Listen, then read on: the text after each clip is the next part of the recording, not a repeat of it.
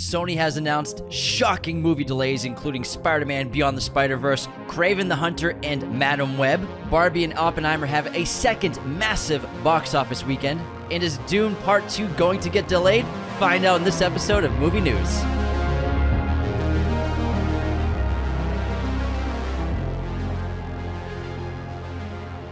Hello, movie friends. Welcome back to Raiders of the Lost Podcast, the ultimate film and TV podcast. And today we have another massive weekend of new releases, some cool announcements, but a lot of movie delays, some bad news for studios. Things are not looking good. But let's get into the box office, which was absolutely shocking. So Barbie and Oppenheimer continue to completely dominate the box office in a way that I've never seen before for two films. So Barbie, in its second weekend, made $95 million. Domestic. And it's now hit $750 million globally. It's going to pull $1 billion. $1 billion easily. Barbie's going to pull $1 billion. And it's on about the same pace as Super Mario Brothers hitting $1 billion. So it looks like Barbie could hit at $1.5 billion.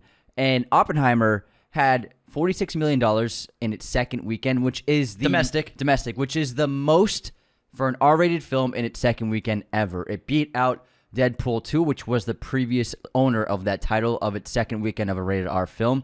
So that's fucking crazy. So it's at $400 million globally. And Oppenheimer. It's closing in on 200 domestic. It's at 189 domestic right now. A rated R World War II drama. 3 hours. About the creation of the atom bomb, but mostly about the guy who created the project, Manhattan Project. A 3-hour movie about scientists talking in rooms. Insane. This is Oppenheimer. This is Nolan.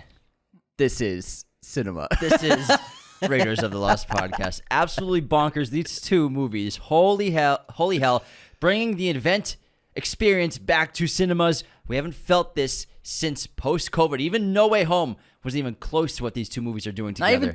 Not even close. Back-to-back weekends decimating. So I don't know if you've looked at getting tickets for Oppenheimer and IMAX, but they are sold out for 2.5 weeks. They're still just pretty much sold out. You can find seats here and there. Depends on the city, and it depends on what time you go. But if you want to go 70 mil IMAX, if you want a good fucking seat, luck. If you want a good seat, yeah, you're gonna have to wait. 70 mil IMAX, you ain't getting tickets. I expected Oppenheimer. My projection for its opening weekend was 45-50 million. That's what everyone's was. And it's made that on its second weekend, which is insane. And then domestic. And so both of them have just like rare drops. So Barbie only dropped 41%. And then Oppenheimer dropped 44%, which that just doesn't happen for movies. It's so rare. Because they're good. Yeah. The word of mouth is absolutely bonkers. I've never seen word of mouth like this for any new releases since... It's a phenomenon. Since Minions. It's a phenomenon. This is way bigger than Minions. A phenomenon that studios are going to try to replicate and study forever, and they'll never be able to do it because it was organic. Now, there's a new release this week. 2 new releases. Haunted Mansion, Disney's new horror family film, which came in with a disappointing $24 million opening weekend. This budget was actually $60 million higher than Oppenheimer's budget. So Disney put a lot of money into this. It looks like it's going to be another flop for the studio for live-action films. Whew. Sound of Freedom came in fourth place with $13 million. Mission Impossible 7, fifth place with $11 million. And then Talk to Me, the other new release this weekend, came in sixth place with a very respectable $9 million. The A24 film only had a $5 million budget, so that's a very good opening. With this rate, with this pace, it will probably make about $30 to $35 million domestically. So it's a success for A24. They needed another hit because they've been losing a lot. Their last 4 movies have been performing very poorly. And so Talk to Me is an important film for them to continue the year and try to finish the year strong. Keep the lights on. It's a pretty good movie, too. I enjoyed it. It's the best horror movie of the year so far, but it's not like last year we had 4 or 5 top-tier horror movies. This was an excellent debut. It was scary as hell, unique. I really enjoyed it. I recommend checking this out if you can in theaters because I had a great time watching it. Yeah, I really like the film. It was, I think, a little overhyped with its reviews and early reactions. I was expecting a little bit more, but it was solid. It was an enjoyable horror film, but it wasn't the earth-shattering horror movie of the year. It was like The Boogeyman. Yeah. It's very comparable to The Boogeyman in terms of like how good it is and quality, but it's really well made, really great script, original idea, and excellent filmmaking. And then Mission Impossible is performing pretty lukewarmly For the last 2 weeks, it has just been completely decimated by Barbenheimer. And IMAX actually released that they are probably going to re-release Mission Impossible 7 in IMAX theaters after the 4-week run of Oppenheimer. Nice. So if you haven't seen Mission Impossible in IMAX yet, because it was only open for a week there, they are going to put it in IMAX theaters probably at the start of probably in the middle of August. That's interesting because Blue Beetle comes out in August. That means that they know Blue Beetle is not going to perform well, so they're just going to put Mission Impossible in there. Yeah, so I'm sure Blue Beetle will get like a week in IMAX. I'm surprised Blue Beetle. Based on its tracking, I expect to get a week in IMAX tops. Like a week. Yeah, like Mission Impossible had. But so we'll see how that goes. But Mission Impossible is performing pretty poorly because of just the insane competition and the word of mouth phenomenon of What's Barbenheimer. its global box office? It's about 400 million right now. Is it really? Let me check. Dead Reckoning Part 1 box office mojo. That's it, right? Yeah, but box office mojo isn't always up to date. They're pretty accurate. Yeah, so you it might has find 400 mil. 400 million, yeah. But that doesn't count this weekend. Exactly. But it will. It will still continue to have legs overseas. Yeah, it will do well. It will end up probably with 600 in total when all's said and done. Man, I don't think anyone could have predicted what Barbenheimer created because even Tom Cruise, he's having trouble. I mean, it's still a very successful movie, but I mean that budget was 200 million. So they need to clear 500 to start being a profitable film. I think it was 250. Honestly, I think it was higher. It's his biggest movie of all time. So I'm sure it'll hit that $500-600 million mark over time. Yeah. Let's get into the biggest news of the week and weekend. Sony Pictures announced several delays as well as finally gave Venom 3 a release date, which it did not have yet. We just knew it was coming out in 2024, but we had no release date. So the biggest news, Spider-Man Beyond the Spider-Verse has been delayed indefinitely. It may not release until 2025, but right now it's TBD is its release date. TBD. No one knows, which is crazy news. Madam Web, its release date has been moved to all the way to February 14th, 2024. Venom will be coming out after Madam Web on July 12th, 2024. The Valentine's movie of the century. Yeah, Madam Web. Take your girl, take your boy to go see Madam Web. Venom 3 in July. And then Kraven the Hunter. This movie, and on top of the delays it already had, it just got pushed. It was supposed to come out this October. It got pushed all the way to August 2024. Almost an entire calendar year. Kraven the Hunter has been pushed by Sony Pictures to August 30th, 2024. So it might as well be September. Yeah. They might as well just say we moved it 11 months. It's like not even the summer anymore. Holy crap. Aaron Taylor Johnson's going to be an old man by the time this movie comes out. If it ever comes out. A whole year almost pushing your movie That's crazy. after it's already delayed? Maybe they want to do some reshoots. I think it's the strike. I think the strike's going to... Well, yes, that, but also, a whole year. Well, probably, the 2024 already has its dates of releases for lots of movies already picked, so this is probably the best spot they had available. It's the best spot. But also, I think that a lot of studios are projecting that the WGA strike could last for a while, and the SAG strike may not end this year either, so they both could just go on until 2024, and I think that Sony's just saying, you know what? Let's sacrifice the rest of the year for box office in terms of not putting our money into using our money next year to market the film. We anticipate the strikes will be over by 2024. Clearly, they think it'll be over by the beginning of 2024. Yeah. So then we can get ready for marketing these three huge movies for Madam Web, Venom 3, and Kraven the Hunter, and then hopefully Spider-Man. We can get that out for 2025. It seems like the studios might be just waiting out the fall and winter. That's what it seems see like. What happens. Yeah, That's what it seems like. Seems likely. Holy shit. There was another delay of the upcoming film Gran Turismo, which was actually supposed to come out on August 11th. It's now been pushed back only 2 weeks. God damn it! August 25th. How could they? Well, and what they're saying it's because of the strike, but a 2-week difference. I think they just want to avoid Barbie and Oppenheimer. I think honestly. so too. I think that's exactly it. I think they're just using the strike as an excuse because it's like, what's a 2-week difference? It's already the 30th and they're killing, so that's just an excuse because due to the strike, which it's not going to end in 2 weeks. We're pushing it back 2 weeks. It's like, no, they're covering clearly pushing it back 2 weeks because they want Barbenheimer to cool off. So it's honestly the smart move business-wise to delay it a couple of weeks because it looks like, theaters are theaters like I said earlier, nearly sold out for Oppenheimer in 2 weeks. And then the word of mouth of Barbie is so strong. I know lots of people that have seen it twice already. So, yeah, they're definitely avoiding Barbenheimer. What studio is Gran Turismo? I'm not sure. Is it Let me Maybe check. Paramount? It's also Sony. It's Sony? We can see right through you, Sony. Why didn't you push it to 2024? Yeah. Huh? Yeah, it's because of Barbenheimer. Barbenheimer. However, the biggest mystery box of movie delays is Denis Villeneuve's Dune Part 2. Now, we got an update on the release date and delay rumors for this film. And according to IMAX CEO Richard Geffund, he has explained why he and Warner Brothers anticipate that Dune Part 2 will not be delayed. Let's go! All right. Let's go, Muad'Dib! Lisa Al Gaib, we are staying put. And supposedly going to get 5 or 6 weeks by itself in IMAX screens for the entirety of November, basically, when it comes out on the 3rd, and then going into December. Let's go. Muad'Dib is staying in 2023, baby. I'm so excited. Yeah, it makes sense because they've put a lot of work into it and have prepared the release. So they've already spent a lot of money preparing its release in IMAX. And because nothing else will be really coming out in the fall, I think Dune 2 will just be dominating for a long time. It'll have a month basically to eat up box office on its own. You won't get that again next year. I think that's why they're doing it. So it makes a lot of sense to keep it going. And I think it will do really well. I think it could pull in not Barbie numbers, but I think it will do Oppenheimer numbers for sure. I think this is a great situation for Dune, for this film's release, because everyone's pulling their movies, pushing them to 2024. And obviously they won't be able to market this film with their stars, with their actors.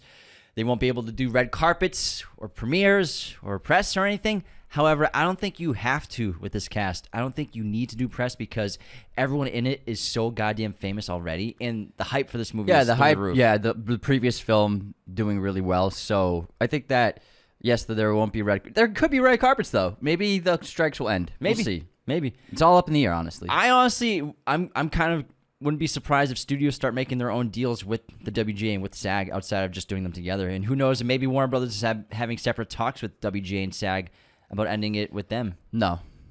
Why not? It was released the other day that the SAG went to the studios ready to negotiate again, and the studios said no. No, I'm not exactly. So I'm not talking about the studios as a whole. I'm talking individual studios. So Warner Brothers on its own. So that's why I said Warner Brothers makes a deal by themselves. Maybe. Speaking of delays, another film has been delayed, but it's actually going to be premiering at a film festival instead. So Poor Things, Emma Stone's new film with Yorgos Lanthimos, will be actually premiering at the Venice Film Festival next month, and then its official release will be Christmas. Yeah. So not too long of a wait. At least we get to see it this year. Yeah. And I can't wait. The movie looks excellent, and she looks phenomenal. Obviously, they worked recently on The Favorite together. She fits that tone and world of Yorgos so well. Cannot wait. We got some Star Wars news with Disney+. There's another Star Wars series going into production, in pre-production. Lando, he's getting his own show, and it's going to be written by Donald Glover and his brother as well. They'll co-write the series together, and director Justin Simien, who was the director of the Haunted Mansion project, just left directing duties, but the Glover brothers are gonna write the show. Do you think it's because Haunted Mansion was received so poorly? I probably think so. Yeah. Have you seen reactions to it? It's been pretty bad. Ooh, I've seen some reactions. I know some people gave it 1 star on Letterboxd. Seen some reactions. It could be that they weren't impressed with the film, so they didn't want to trust him with Lando. Because didn't he also do the Marvel show, Secret Invasion? I'm not sure about that. No, never mind. I don't think so. I can't remember who did Secret Invasion. Yeah, I'm not sure. I'd never looked at the Secret Invasion, but I had zero interest. I saw that trailer. I was like, I was like, nah, I'm good. But I mean, Don Glover is a great writer, and his brother actually helps write Atlanta, so they've worked together a lot. I think it works. It's very suiting that Donald Glover will be spearheading the project because he's going to be playing Lando. And I mean, that's pretty cool. And this is People write a show with your brother for Star Wars. Yeah, it's like an official announcement basically that he's going to be in it too. So that's cool. The Saw franchise continues. If you didn't think they would stop at 9, don't worry. They're making a 10th. Saw X! I was worried. Don't worry, Anthony. It just released its first poster, and it goes pretty goddamn hard. It is pretty messed up. Yeah. There's a guy or a girl, I think it was a guy wearing Looks like this a girl to crazy me. goggle Yeah. contraption, and there's With like tubes coming out of his yeah. eyes. Can I finish the sentence? And the tubes are making an X, and he's screaming or she's screaming in pain, and obviously the X is the title. You think they're throwing some mice in there? That would be fucking horrible. I think they're throwing some rats in there. I can't. I'm not gonna watch it. I'm good. Like the posters scared me enough. I'm good. I don't want to watch some hamsters crawl up some tubes and eat some dude's eyeballs. Okay, the eyeball shots and Talk to Me were enough for me to get queasy. Yeah, you were squirming. Oh man, that's the eyeball thing. There was the eyeball shot. I liked it. I can't even think about it. I was just chilling. Yeah, I saw you. You're just like hands crossed, like, oh, it's pretty entertaining. Meanwhile, I'm like, oh, I was literally like laid back in the chair, just like chilling. I swear, you're like, you have no emotions. You're like Dennis Reynolds when he like gets married. I'm just saying. I don't have Maureen Ponderosa, and he's telling Mac like, I have feelings again. Like I haven't had these since I was like in high school. And Mac's like, you don't feel anything? Remember feelings? Yeah, I'm getting them again. I think it's because we got married. No. I have feelings every day, Dennis. No, it's just I don't get scared. I feel things all the time. I just don't get scared. I cry at movies. I cried at Barbie. Okay, I teared up. I just don't get scared. It's hard to scare me. Is all. It's true. Okay, I'll give you that. I am a kid. This guy.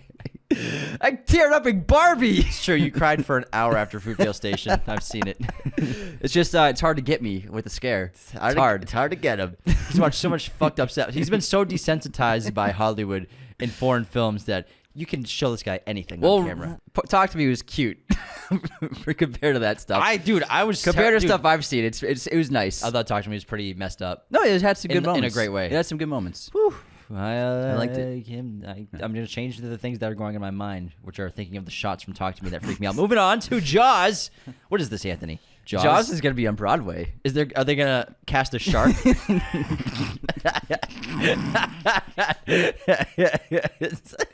Is someone have a huge water tank with a real shark?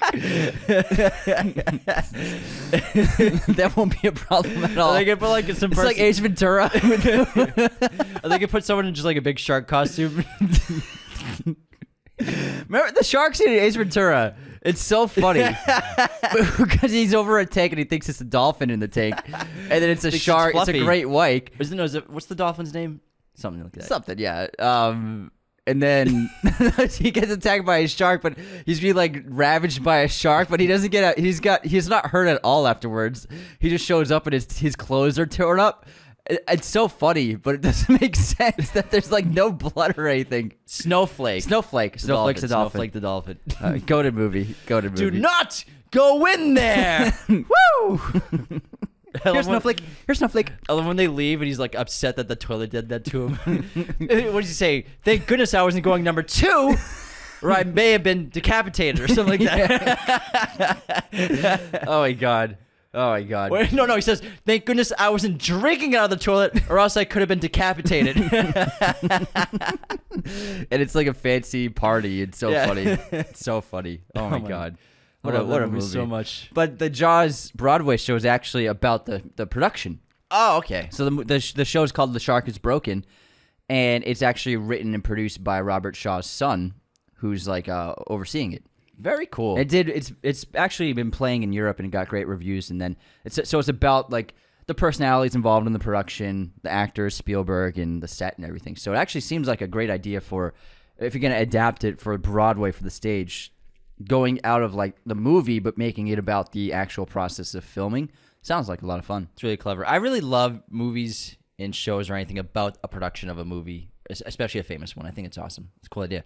Chris Pine is making his directorial debut, and the first images from production just got released online from behind the scenes. It's called Pool Man. He's got a huge beard, super long hair, and he's basically going to play kind of a self-proclaimed PI, just kind of investigate some things that are going on, basically. It's like Chinatown. It's going to be about a water cover-up by the government. So it's like a Chinatown comedy, it seems like. Great idea. Speaking of Secret Invasion, it has ended with an incredibly lackluster finale, making a common trend with recent Marvel shows. The final episode of Secret Invasion is the lowest rated project in the entire MCU. I believe it's like 10% on Rotten Tomatoes. Jesus Christ. It's supposed to be... Did you see clips of it? I saw some photos. I saw some clips and it was like, oh, I thought this was like supposed to be different. I saw the first 2-minute clip that they released with Martin Freeman like weeks ago when they dropped it, and I'm like, not for me. Show's not for me. Yeah, I watched a clip with Ben Mendelsohn and Sam Jackson on a train talking, and I was like, what? But like the person who posted it said, this is the greatest scene I've ever seen in my life, and they were serious. That's pretty sad. And I was like, this is just like the most mediocre scene I've ever seen. The writing's just very lukewarm. And then I saw the Olivia Colman scene with Samuel Jackson. I saw one of their scenes, and I was like, who wrote this? And these A-listers, super phenomenal, talented, all-time actors, are doing their best to just get through this dialogue. You can tell. Well, I mean, they got the bag, bro. They got that bag. They got that I'm bag. not saying they didn't get paid. I'm saying they're just thinking of the bag where they're getting through the dialogue. Olivia Colman's like, bank account. New house. Countryside house. Yeah, I think that Marvel, I mean, obviously Bob Iger said that they're going to pursue less projects for TV, so it seems like this might be the last hurrah for Marvel TV shows, maybe. Except for Loki, which comes out later this year. I think that might be it. Hopefully. Just kidding. I mean, this was their least, it was their lowest. Some people like them. It was the lowest performing of all of their series, this was. I think people are tired of them. Yeah. They're not giving people a reason to watch their shows. Yeah. And that's the problem. They're not. I don't care if they're at 8 shows a year. Sure, fine. If they're great, then it's worth watching and check them out. Yeah. But if you're not giving people a reason to watch, it's like why should they exist? I tried a couple and I was not very impressed. So I was like, I'm not gonna keep watching them if they haven't impressed me yet. See, WandaVision was like peak for me for the series. That's about it. But that's pretty much all the news for not much movie and TV recently. So episodes this week, we have a huge crossover dropping tomorrow with the Real Talk podcast. The boys over at Real Talk, great friends of the show, and I'm sure you all know a bunch of them. George, Seth, Tyler, and Cam. They all have huge followings on TikTok and Instagram, and their podcast has been booming since they started it. At the end of last year, I think they started it, or early this year. The podcast, they started a year ago. Yeah, so they've been killing it, and they're doing terrific, and their show is excellent. And tomorrow, we're both doing a crossover where the episode is the same exact episode posting on our podcast as well as posting on the Real Talk podcast.